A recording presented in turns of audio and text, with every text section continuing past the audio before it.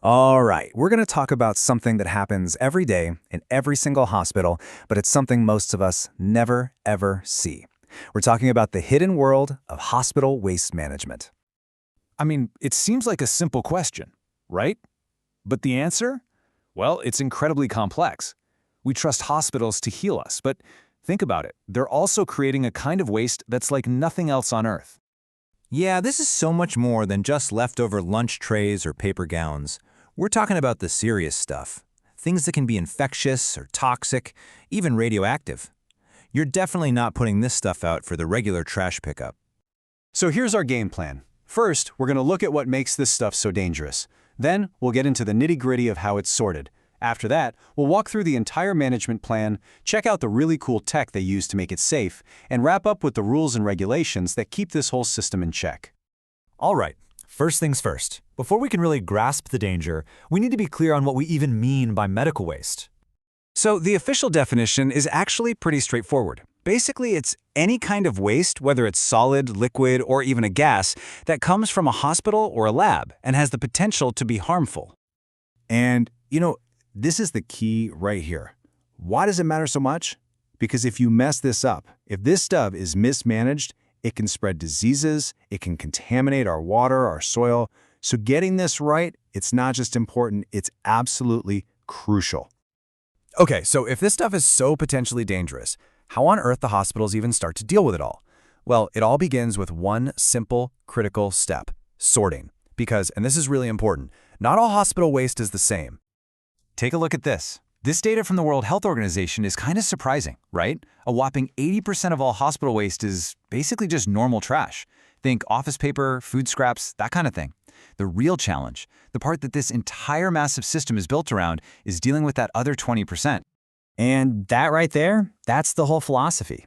The goal isn't to treat a mountain of waste as if it's all dangerous. The real genius is in being incredibly good at isolating that small hazardous portion from the much larger harmless part.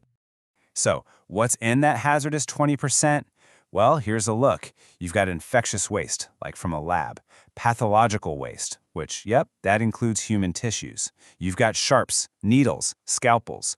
And then there's genotoxic stuff from cancer treatments, which can literally damage DNA. Oh, and sometimes even radioactive materials. It's a real mixed bag, and every single one of these categories needs to be handled in its own special way. So you've got all these different types of dangerous waste. How do you manage it all? You need a plan, a really solid blueprint. And that plan is built on an idea you've probably heard of before: the waste hierarchy. It's simple, really. The absolute best thing to do is reduce the amount of waste you create. If you can't reduce, try to reuse or recycle. And only after you've tried all that do you move on to treating it and then finally getting rid of it. So this whole process has a clear life cycle. It all kicks off with segregation. That means sorting the waste right at the source, like in a patient's room. From there, it's stored securely but not for too long. Then it's transported safely to a treatment facility. And the last step is to treat it, neutralize the threat, and then dispose of it properly. Now, I'm going to say it again because it's that important. Segregation at the source is the single most critical step in this whole thing. Why? Just think about it for a second. If one contaminated needle accidentally ends up in a regular trash can, guess what? That whole can, that whole bag, now has to be treated as hazardous waste. So, sorting it correctly from the get-go, that's what makes the entire system work. It saves a ton of money, and more importantly, it keeps everyone safe. Okay, now we get to the really cool part. Let's talk about the actual technology. How do you take all this dangerous stuff and make it, well, not dangerous anymore? Yeah, you obviously can't just dump this stuff in a regular landfill. It has to be treated first to kill off any biological threats or neutralize nasty chemicals. And some of the methods they use are seriously impressive. Okay, so two of the most common methods you'll see are incineration and autoclaving. Incineration is exactly what it sounds like. They burn the waste at incredibly high temperatures until it's just ash. It's awesome for reducing the sheer volume of waste, but you have to be super careful to control the emissions so you don't pollute the air. Then there's autoclaving. The easiest way to think of it is like a giant industrial-strength pressure cooker. It uses high-pressure steam to completely sterilize things like infectious waste and sharps. It's a much cleaner process, but it's not a silver bullet. It doesn't work for chemical or drug waste. And it's not just those two. There are other methods too. Some places use high-powered microwaves to disinfect waste.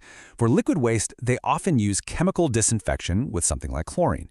And then once it's all been treated and made safe, what's left can finally go to a special, highly engineered landfill. All right, so this whole complex system, it doesn't just happen by chance. It's all held together by a strong framework of rules and regulations, both on the national and international level, to make sure it's done right. And you can actually see how these rules build on each other. It really kicked off on a global scale with the Basel Convention back in 1989. That was a huge international agreement for managing hazardous waste.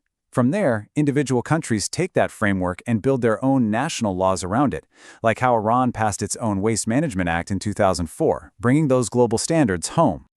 The big takeaway here is that this isn't just a suggestion box. It's a serious, coordinated effort that spans the globe. These laws and treaties are what ensure this stuff is handled responsibly, protecting all of us and the environment. So just how big is this global commitment? Well, let's put a number on it.